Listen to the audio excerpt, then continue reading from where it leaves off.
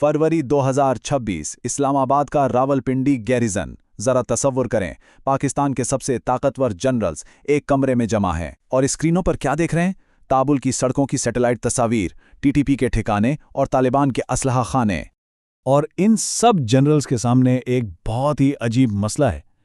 मसला यह है कि जिन लोगों को उन्होंने दाहियों तक पाला पोसा परवान चढ़ाया, आज उन्हें ही रोकना है। पाकिस्तान का डरावना ख्वाब, वो इत्तेहादी जो दुश्मन बन गया। आज के इस तज्जिये में हम इसी पेचीदा और सितम ज़रीफ़ी से भरी कहानी की गहराई में उतरेंगे। तो चलिए इस कहानी का आगाज करते हैं एक ऐसे ऐलान के साथ जिसने पूरी दुनिया को चौंका कर रख दिया। तारीख थी 27 फरवरी 2026। पाकिस्तान के वजीर दिफा ख्वाजा आसिफ ने एक ऐसी बात कही जिसका कोई तसव्वुर भी नहीं कर सकता था।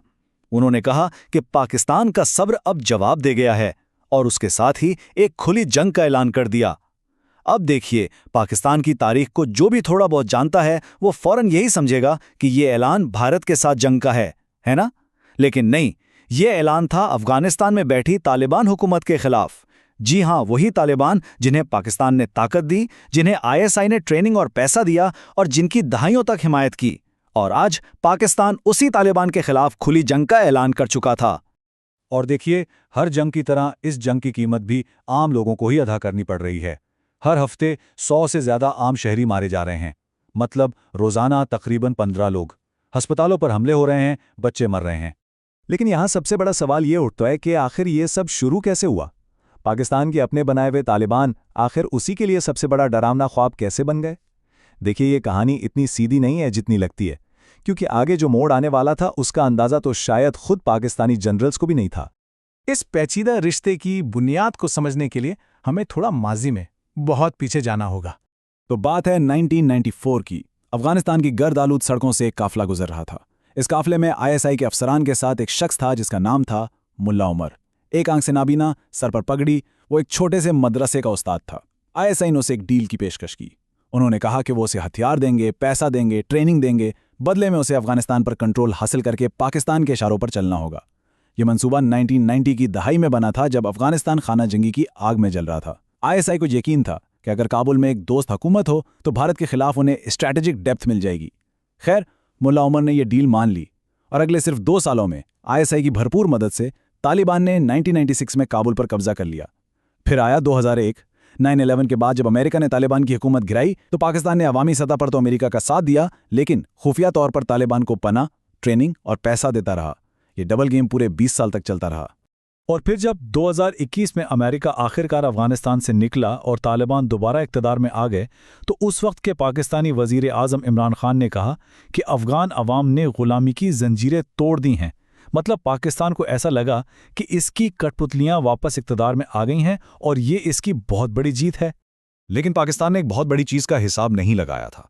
वो ये कि मजहबी जुनूनियत से जो ताकत पैदा होती है ना, इसे ज़्यादा देर तक काबू में नहीं रखा जा सकता। वो अपने उसूल खुद बनाती है और बहुत जल्द वही ताकत पाकिस्तान के ही गले पड़ गई। और यहीं से जन्म हुआ तहरीक तालिबान पाकिस्तान का, जिसे हम टीटीपी कहते हैं। ये भी उन्हीं मदरसों के तालिब इल्म थे जो अफगान तालिबान के साथ लड़ते थे। लेकिन जब पाकिस्तान ने अमेरिका की दहशतगर्दी के खिलाफ जंग में इसका साथ दिया तो ये लोग पाकिस्तान के सख्त खिलाफ हो गए।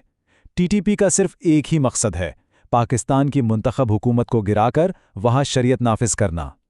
पाकिस्तान की इस पूरी हिकमत अमली को यूं समझें, इसका मकसद था एक टेल विंड, यानी एक ऐसी हवा जो आगे बढ़ने में मदद दे। मतलब अफगानिस्तान में एक दोस्त हुकूमत, लेकिन हकीकत में इसे सामना करना पड़ा एक हेडविंड का, यानी एक मुखालिफ हवा जो आगे बढ़ने से रोकती है।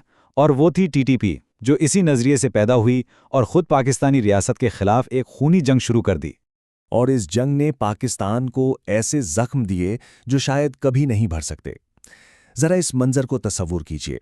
साल है 2014, दिसंबर का महीना, और जगह है पेशावर का आर्मी पब्लिक स्कूल। सुबह के कोई 10 बजे होंगे। बच्चे अपनी अपनी क्लासों में हैं, पढ़ रहे हैं। कोई हिसाब का सवाल हल कर रहा होगा, कोई अपने दोस्त से चुपके से बात कर रहा होगा। उनके बैग्स में वो टिफ़िन रखे हैं जो सुबह उनकी माँओं ने प्यार से पैक किए थे। और फिर अचानक गोलियों की आवाज़ गूंजती है। टीटीपी के दहशतगर्द एक एक क्लासरूम में घुसकर बच्चों पर गोलियों की बौछार कर देते हैं।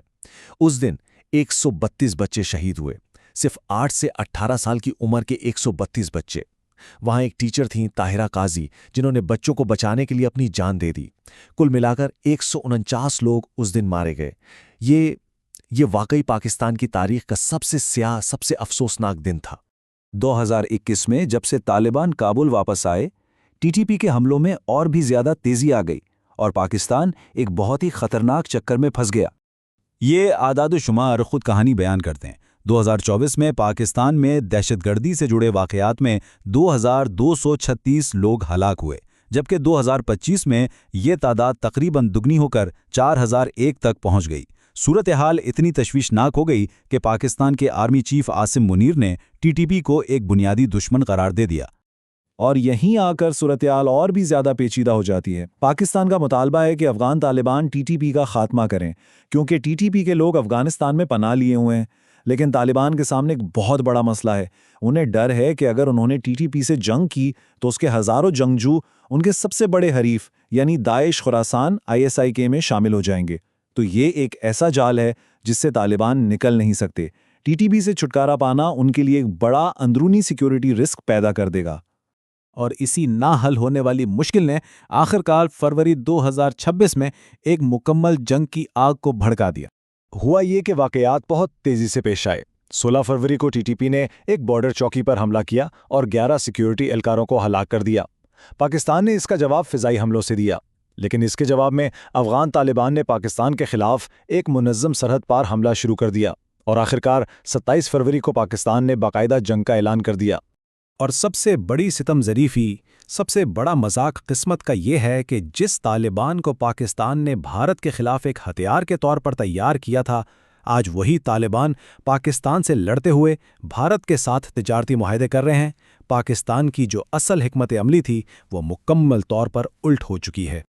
یہ پوری کہانی ایک بہت ہی بنیادی اور سوچنے پر مجبور کرنے والا سوال چھوڑ جاتی ہے کہ جب کوئی اپنے پڑوسی کے گھر میں آگ لگاتا ہے تو کیا وہ اس بات کا واقعی یقین کر سکتا ہے کہ اس آگ کے شعلے اس کے اپنے گھر تک کبھی نہیں پہنچیں گے؟